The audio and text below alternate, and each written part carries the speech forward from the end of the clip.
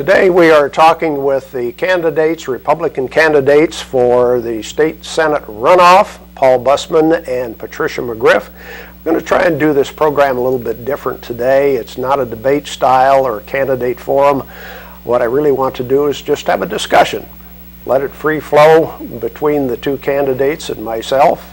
If they want to ask each other questions, we'll do so. So anyway, Paul and Patricia, welcome to the program. Boy, has it been a long campaign? It has been. Very long. And it's getting hot out there. Yeah, oh, I know about that. Is the length of time from the primary to the runoff too long, you think? I think so. I think it is. Most people, you would think it 2-3 weeks maybe? At least. No more than 3 weeks. Yeah. It just, people forget that it's not done yet. And so Right. they think that we're waiting for November when it's not, we're not even finished the runoff yet. So turnout's going to be an issue. Well, I was going to say, how big a concern is it to you for the turnout now for the runoff? Well, I mean, definitely it will be a big concern, but as long as my supporters get out there and support me, I'm happy. And, you know, they talk about the Democratic crossover and all that stuff. I think if the Republicans go out and vote, and then, you know, the Republicans will control their primary. And that's important, that the Republicans control their primary, and they put in the person that they feel is best for their representative. Any idea off the top of your heads how many candidate forums and meetings and so forth you guys have done?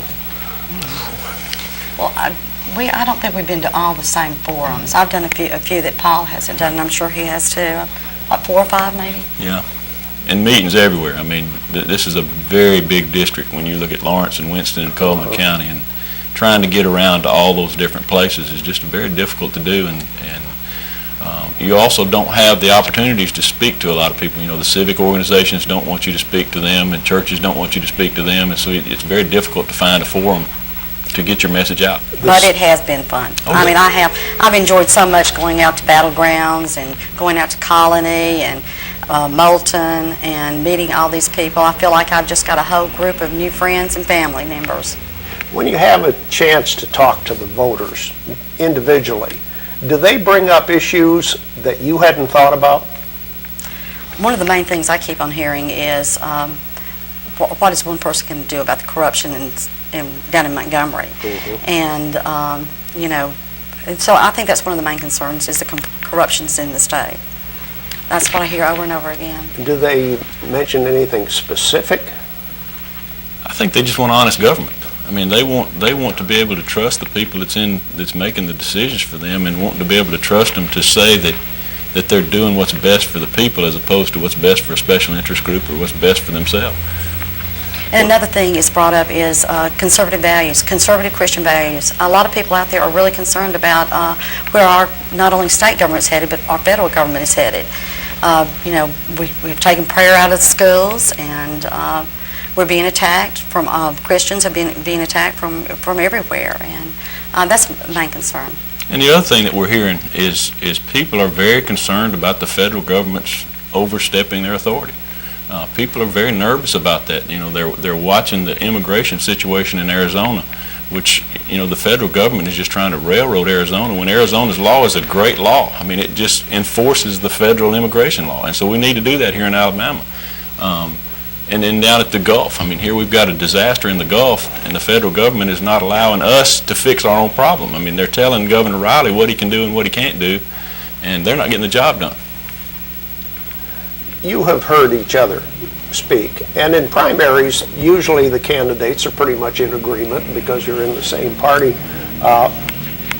What disagreements do you have on issues? I believe both. I believe we. I think the only thing that you and I have ever had a disagreement on is when we were here last time. You said that something about PACs, and she would not take PAC money, and I said that I would need to beat Zeb. Mm-hmm. Yeah. And I think that's the only thing that I've come across since we've started. I would agree not to take PAC money as long as everyone else agreed not to take money, because it is correct that PAC money does give you an advantage. But I haven't taken any PAC money. But it's a you know, there are a lot of good PACs out there. You know, the Alabama Retail Association, the National Federation of Independent Business. All those are are good, solid PACs that support good businesses, and they want a voice. And to beat a person like Zeb Little, you've got to have financial support, and you've got to have good support from people that can make it happen. And I'd like to clarify this. It's not the special interest groups, these PAC groups. It's not the problem. It's not their problem. Whenever a vote is taken down there, it's not the PAC groups that are making the votes. It's our legislators that are making the vote.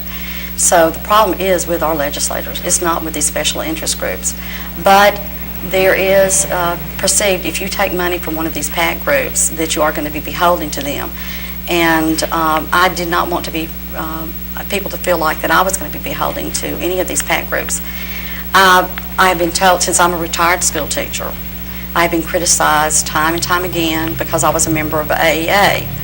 And if you know anyone that is a teacher, most teachers in the state of Alabama are members of AEA simply for the liability insurance that are giving to them. The problem is not AEA. AEA is a special interest group just like any other special interest groups, the Alpha Group, the Dentist Association. They are there to support their members who paid the dues into the organization. The problem is, again, the legislators who vote on bills. It's not these PAC groups that vote on the bills, it's our legislators.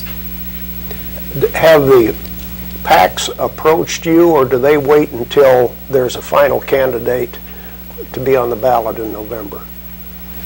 Most of the time, I think they wait till after the primary is done, unless you have, like I have, a strong connection with the dental organization simply because we did the reform through the dental organization. But for the most part, PACs don't want to participate in a primary race. Mm-hmm. Patricia, have you been approached by any of the PACs yet? Or? I have been asked to go and talk to some PAC groups, but I have decided not to. You've both had to file financial reports before the primary, I guess. Right. Would you say who your biggest campaign donors are? My biggest campaign donor is the Alabama Dental PAC, and that was the group that we reformed. They were the opposition of my reform, as a matter of fact, and the respect that they had for me following that, they knew that I was honest and my principles were right and that I was doing it for the betterment of the profession and the public, and so they're my largest supporter. Patricia? Friends and family. Okay. From all over the county, all over Lawrence County, Winston County. It's been mainly friends and family.